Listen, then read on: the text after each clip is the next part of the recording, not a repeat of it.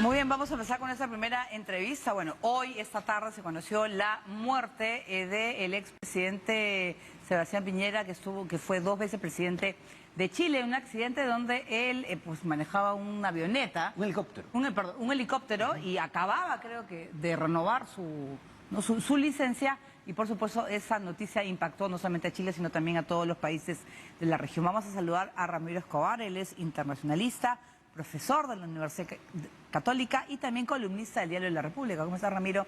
Gracias por la invitación a ambos. Bueno, además del hecho de que, trágica, un accidente en el cual, pues, un accidente aéreo, irónico, una persona, que formó parte de su vida, pues, de las empresas de una conocida línea aérea. Pero ¿qué ha significado Sebastián Piñera para la política chilena? Y sobre todo teniendo en cuenta, por ejemplo, en la Alianza del Pacífico y temas Ponte. Él fue presidente cuando se conoció el fallo de La Haya. Así es. Bueno, mira, en primer lugar, mis condolencias al pueblo chileno, más allá de las diferencias ideológicas. Ya, claro. Entre ellos, entre la población chilena, la mayoría de gente reconoce que Piñera fue un presidente que respetó la Constitución, un presidente que hizo la transición del poder sin problemas, la última vez con el presidente Boric.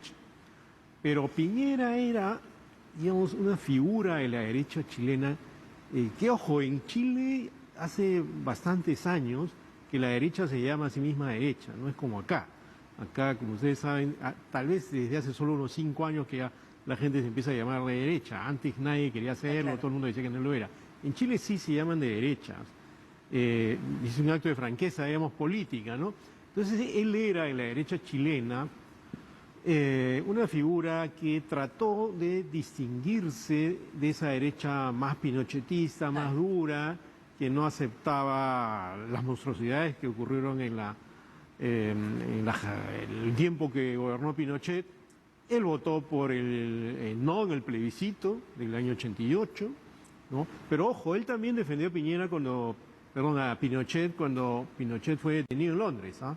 O sea que tampoco es cierto, como algunas personas dicen que él nunca estuvo con Pinochet. Yeah. Eso es falso, ¿no? Él da un discurso ante una multitud defendiendo a Pinochet con un discurso nacionalista diciendo que cómo es posible que se metan en Chile. O sea que tenía, digamos, una actitud tal vez un poco ambigua con el personaje, pero sí fue claro cuando votó no, y cuando en años posteriores él trató de distanciarse más de ese legado pinochetista, de ese legado intransigente, duro. Y, por ejemplo, cuando el año pasado se cumplieron, ¿no?, 50 años del golpe, él firmó una carta promovida por el presidente Boric como expresidente, y fue el único personaje de la derecha política chilena que lo firmó. Y cuando él era presidente la primera vez, él también se negó a darles goyorías, ventajas a unos militares presos. Pero nuevamente, cuando se producen las protestas chilenas en el 2019, ¿no?, muestra una actitud dura, ¿no? Dice algo tan fuera de lugar como que esto es una amenaza de algo muy poderoso, aludiendo a que había una especie de conspiración bolivariana, cosa que después se demostró que no era así. Tal vez algunos personajes que se aprovechaban de esto, pero después, por ejemplo, hay un momento en las protestas, el año 2019, que exigía una nueva constitución, en que se le pide, a algunos miembros del gobierno le piden que saquen los militares a la calle, ¿no? Y él dice no. Entonces él siempre trató, de alguna manera, de descafeinarse de lo que había sido la tradición de la derecha dura chilena. Es decir, Ramiro, buenas noches, Pinochet era, si bien un hombre de derecha, pero no el tradicional hombre muy duro en acciones, sino, digamos... Piñera era, no sí, Pinochet. Perdón, Piñera, efectivamente. Era un conservador, digamos, pero no radical.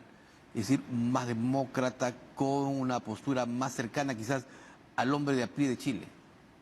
Claro, además un personaje que tenía un especial talento para persuadir a los votantes y a la gente en general. Yo recuerdo haber cubierto como periodista para La República el enfrentamiento para la segunda vuelta entre Sebastián Piñera y Eduardo Frei. Y yo literalmente recuerdo esta escena de él, ¿no? Era un meeting no muy grande, yo estaba cerca del estrado, y él estaba en el estrado alentando a sus partidarios, y se puso a bailar esta canción es muy antigua, que se llama Despeinada, ¿no? Su hablaba con un adolescente, ¿no? Tenía esa gracia porque además tenía un programa de televisión y se movía y bailaba, entonces eso a la gente le encantaba, ¿no? Y tenía un gran poder de persuasión. Esa elección la ganó frente a Eduardo Frei, que más bien era un tipo más apagado, Claro. ¿no? Menos gracioso si quieres, o menos plástico en sus movimientos en los mítines, y la ganó limpiamente, ¿no? Lo que sí recuerdo es que, por ejemplo, cuando él gana esa elección y yo estaba en Santiago, el hotel del Comando de Piñera sí se llenó de personajes que eran para mí un poco extraños, ¿no?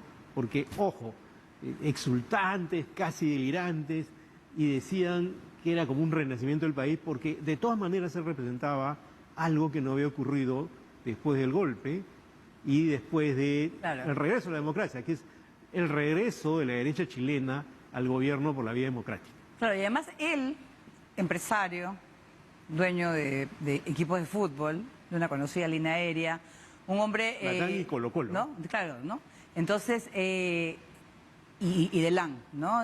También es usado, por supuesto, del empresario, pero una de sus últimas actividades ha sido reunirse, ha hablado con Boris, ha estado viéndolo el tema de la reconstrucción de Valparaíso, luego los incendios, también ha tenido una reunión sobre el tema de María Corina Machado con expresidentes. No sé si al final iba a regresar o no a la política, ¿no? ¿Tú cómo lo veías a él? Bueno, él no había descartado volver a postular, ¿eh? No había descartado volver a postular, se lo preguntaron no hace mucho, justo un periodista que hoy día estaba cubriendo los momentos posteriores al deceso, y él dijo que en este momento no, es una manera de decir lo sigo pensando. Ya, claro. ¿Ya? ¿Y por qué? Porque él es una figura que tiene mucho arrastre en la derecha chilena. Él ganó la presidencia 2 veces, ¿no? Claro. Una contra Eduardo Frei y otra contra Alejandro Guillier, que era un periodista. La primera es el 2009 y la segunda el 2018. Entonces, una figura muy popular entre la derecha y entre buena parte de la población. Por ejemplo, levantó la economía en su primer gobierno, pero tenía estas cosas que eran como guiños al pasado autoritario, que no terminaba de exorcizar, pero que finalmente, cuando uno evalúa toda su trayectoria, no puede decir pues que era un Trump ni nada por el estilo, ni un fascista, ¿no?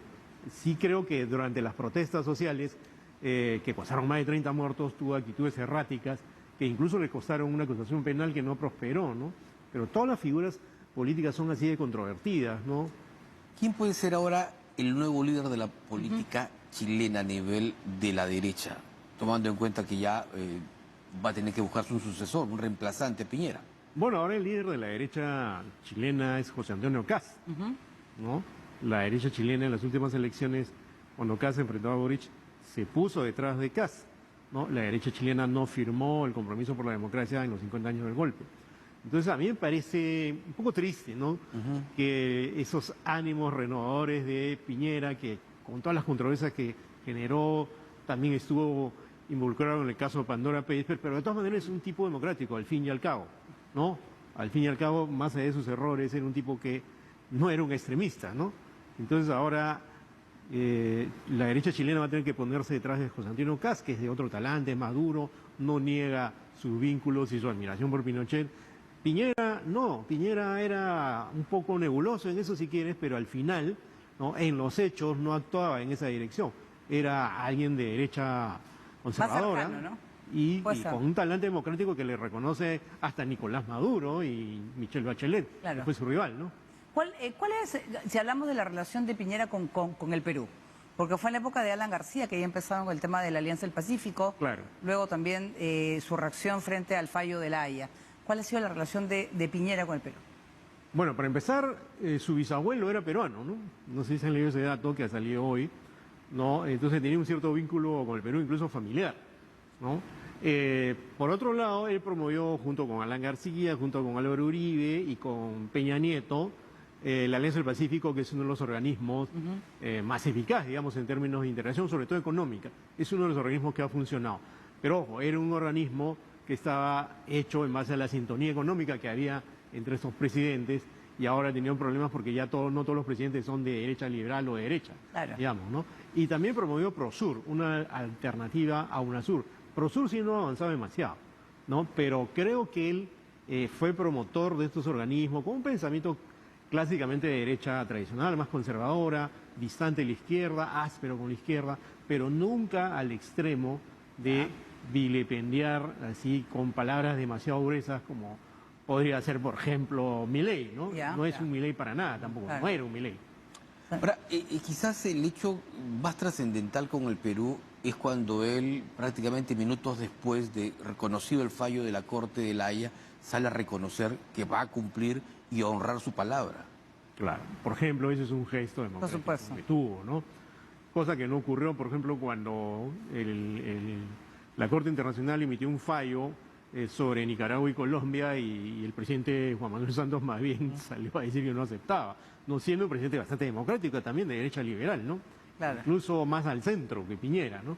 Pero Piñera, si bien yo recuerdo, ¿no? Expresó un cierto descontento, una cierta insatisfacción. No, claro, no sé. ¿No? Pero dijo que lo iba a aceptar. Y yo me acuerdo además que en el proceso previo, camino a La Haya, incluso vinieron comisiones de empresarios, comisiones de políticos, de periodistas. Yo participé en algunas de esas reuniones y siempre el talante era bastante tranquilo. Si él hubiera estado, digamos, en pie de guerra, eso no se hubiera dado. Y creo que fue bastante respetuoso el Perú y eso es algo que hay que reconocerle, ¿no?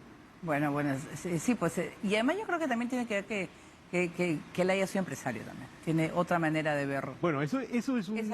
ayuda a veces a ver la vida de otra manera, más que por... ¿Sabes lo que pasa? Y es una cosa que me gustaría mencionar, ¿no? A diferencia de lo que ocurrió en el Perú, que nunca hemos tenido un gran empresario en la política, dicen que viene para el 2026 alguien, ¿no? No sabemos todavía. Pero acá nunca hemos visto un gran empresario metido directamente en la política. Hemos visto a sus abogados, personas vinculadas a ellos, pero él sí era un gran empresario, ¿no? De una fortuna de más o menos casi 3.000 millones de dólares. Sí. Entonces, él creo que tuvo el coraje pues, de hacer política él mismo, pero tenía un recurso a su favor, que era a la vez un conductor de televisión, sabía cómo manejarse en la calle. Era simpático con la gente, ¿no? Entonces, sí, claro, y eso le ayudaba, pues, cosa que acá creo que no veo a un empresario que tenga ese talante, ¿no? Bueno, vamos a ver qué pasa en los próximos años. Muchas gracias, Ramiro Escobar. Estaba con nosotros, él es internacionalista, él es profesor de la Universidad Católica y también columnista de Diario La República. Sí, y vamos a la pausa, pero antes vamos a hablar sobre barreras burocráticas en nuestro próximo bloque. Así que no se mueva porque Indecopi anuncia reducción de barreras burocráticas en favor de la población. Volvemos.